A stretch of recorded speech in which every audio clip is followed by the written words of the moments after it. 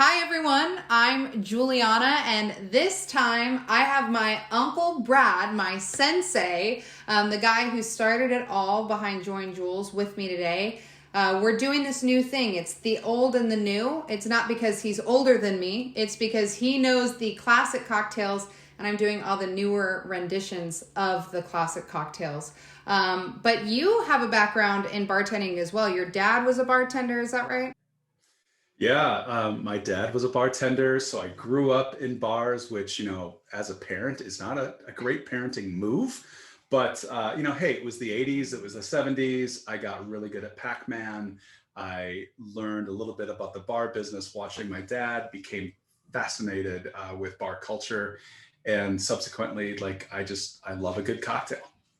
You're the reason behind all of this, which is pretty cool, and I want people to know who you are. So, Brad Sutton here with me today. We're going to do an Irish coffee. What I think is fun, I'm here in San Diego, you're in Minnesota. I'm going to do an iced Irish coffee, and you're going to do the classic Irish coffee. So the Irish coffee, it's funny because I thought classic cocktails. Are there any Irish classic cocktails? Well, there's the Irish coffee, and then, does 1942 constitute a year that you could deem something classic? And I say, yeah, I think it is. So the Irish coffee, needless to say, started in Ireland, and it's actually started at the Foynes Airport, and there was a chef there. Believe it or not, this airport had a chef by the name of Joe Sheridan.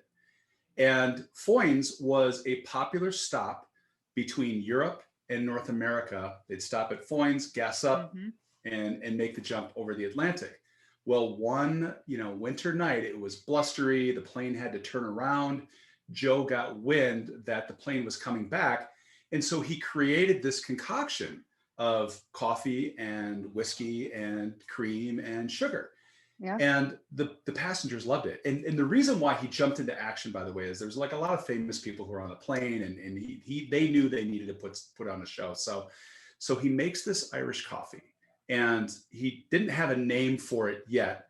And the passengers loved it. One person yelled out, "Hey, my God, this is great. Is this Brazilian coffee?" And Oh, he said, "No, it's Irish coffee." of And course. there was the birth of the name, the Irish coffee. Then now in the 50s, so just a decade later, there's this guy from the San Francisco Chronicle who is over in Ireland and Mm-hmm. has one of these coffees. And he's like, my God, this is the greatest thing I've ever had. So he learns how to make the recipe, comes back to San Francisco, goes to the Buena Vista, Mm-hmm. teaches the bartender there how to make an Irish coffee. And so now, for those of you who are into bar culture, you know that the Buena Vista in San Francisco, which has this amazing view of the Golden Gate Bridge and Uh-huh. Fisherman's Wharf, hence the name Buena Vista, Yep. is famous for their Irish coffees. They make 2,000 Irish coffees a day. But Wow. I am going to teach you how to make the Irish coffee from Ireland because I tried both and I love the Buena Vista. They're great. They are really great. And I will drink the heck out of some Irish Huh? coffees at the Buena Vista. But I love this Irish coffee the way it was originally made. I'm just the kind of guy that likes a classic drink made the right way. But the thing about Irish whiskey is use a blended Irish whiskey when you're making a cocktail. There's like single malts and single grains and single pots, and all of that stuff is made with a very it's made with care, and it's made Mm-hmm. to be enjoyed by on its own. Blended Irish whiskey, also great, can be enjoyed on its own. But if you're going to mix a cocktail, only you are going to know that you used a single malt or a Right. single pot. So, all right, and a half of Irish whiskey. Pour that into the glass. And then I'm going to dump in my sugar because what I want to do next is add the coffee. Now, the thing about coffee is you don't want to measure out 4 ounces of coffee because 4 ounces of coffee in a jigger is going to burn your little Yes. digits. And so Yes. I pre-measured with water what 4 ounces and an ounce and a half of Irish whiskey looks like in my glass. So I Okay. can pour this in and know that I just hit 4 ounces. So we've got the sugar in there, we've Yep. got the whiskey in there, and we've got the coffee in there. Now I'm going to take my spoon, any old spoon will do, and I'm just going to make sure that the sugar is melted, and that's where the hot coffee comes in. Mm-hmm. Just an ounce here, ounce and a half of cream. That's probably a little more than an ounce and a half. I like to be about a finger width, and I pre-whipped this. If you're going to go after good ingredients, so I talked a little bit about using blended Irish whiskey, which again, for the Irish whiskey lovers out there, it doesn't mean it's a bad whiskey. I'm using cream from a farm up the road, and it's heavy cream. It's organic, and it really makes a difference in the flavor of the coffee. So there, I would go top shelf if you're looking for flavor. You need to sip the drink through the cream. So don't go use that ready whip stuff out of the can and again, the reason why you see that in restaurants is it's quick and it's easy. So, you're making it at home. And so you do it the right way the first time, at least. If you want to goon it up with a bunch of whiskey and then goon it up with a bunch of whipped cream, throw some cherries on it and sprinkles, I don't care. Just make it right the first way. Let's give it a whip. Yeah, perfect. Nailed it. Yeah. Yep. So now that leads me to mine. This would be cocktail number 2. I'm making an iced coffee. So I'm using my hands because I'm drinking it, but I'm going to add ice to my coffee glass.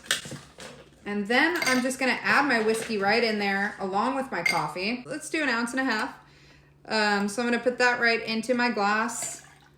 I'm then going to fill her up with my coffee. So I'm going to fill it that high, leaving room, because my favorite part is I'm going to be adding heavy cream, a bit of Bailey's. Going to add a little bit of brown sugar. So I do a little bit of cinnamon, a little drop of vanilla, just enough to get some flavor in there. And then I have like you do, I have my whisker that I use for my coffee. So I'm just going to whisk this together. I'm just going to add it, just the froth top, to my iced coffee. And one of my favorite things, because I frothed it, is, and let me see if you can see, it's slowly going down. Like you can just see so cool. All that cream go down. And that's one of my favorite parts too, is just having it all just sink. And then I'm going to top mine with just a little bit of fresh cinnamon because, we can. And then I have a little fresh cinnamon stick that I'm just going to put on top. And there you have an iced Irish coffee. That is gorgeous. I love the garnish on top. That's nice. I just have liquid and cream. And look, I appreciate the fact that you can take the classic base of a cocktail that's made the right way and turn it into something else, because at the end of the day, that's how we got to where we are with some of these cocktails. And we take the base and we riff on that and create other things. Yeah, I mean, I think it's just really fun, but I do think it's really important for everyone to know what that base is. Yeah, so everything starts somewhere, right? And the classic. So here's the interesting thing about cocktails, right? So liquor back then versus liquor today didn't taste as good. Right now, there's recipes that have been made the same way forever, but technology was limited, and really, prohibition kind of screwed a lot of things up, especially Irish whiskey. Believe it or not. So I was telling you earlier that Irish whiskey is actually the father or mother of all whiskeys, and it was invented in Ireland by monks. Like sometime around the 6th century.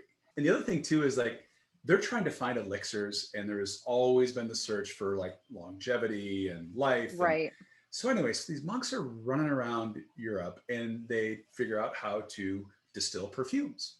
Well, they come back to Ireland and they change the distillation process and they start distilling whiskey out of grains.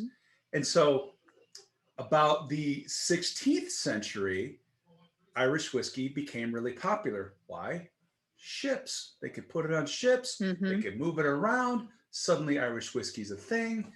Settlers moved to the United States in the 1700s. They start going down the different river valleys and get pushed out of the East Coast because of taxes and who knows what else, and they settle into like Kentucky and Tennessee, and they bring their whiskey making craft with them.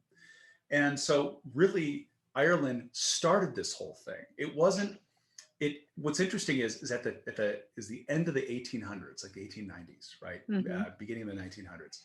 And there was like 88 distilleries that made Irish whiskey in Ireland. And when the century turned, the world went to war, and coal and barley couldn't get it anymore, couldn't make whiskey with it. Ireland went to war with England. So now Irish whiskey is contraband. They can't do anything, obviously in the UK with it. And then Prohibition kicks in, and now they've lost their biggest export market. And so Irish whiskey's really having a bad run. And then this guy named Al Capone comes along, and he starts making bootleg whiskey, and it's bad. And he's calling it Irish whiskey. So suddenly they like got this bad name and this brand image. So these distilleries start shutting down left and right. And what you're left with is 5 distilleries in the mid 1950s. And then a French company comes along, Pernod, buys these distilleries in the 80s, goes to market and pushes hard on Jameson, which is why Jameson's all over the place. And then when you do make an Irish coffee, one thing to keep in mind, and I saw the rim on your glass is smaller, but when you get these like super tanker size coffee mugs, one, you really got to scale it up, but to get the right kind of like look and feel and taste on that, you got to put a lot of cream in there. And it's true. Make the first one, to your point, make the first one right, and then make it how you like it. Because at the end of the day, you're not drinking it. I'm not drinking it. The person who's making it is drinking it. So that's just make it how you like it. That's right. Make it how you like it, but do it the right way first. Exactly. Well, cool, Jules. Thanks for letting me hang out with you and your peeps, and hopefully this was beneficial for them and educational. I don't just want to teach you how to make a drink. I want to give you a story with that drink. So hopefully you got a story there to tell next time you make an Irish coffee. And what's the best way to find you if people have questions or if they want to follow you or? Yeah, I've got an Instagram account. It's Cigars and Vino is the handle. All right. Well, if you have any classic questions, you know who to go to. You go to Brad. That's it for this week. We're gonna be here a month from now. I'm so excited. Thank you for introducing me to the internet and social media. Hey, that's what I'm here for. I'm the younger generation. All right. I could be hip. Yeah, you're already hip. All right. Cheers, Brad.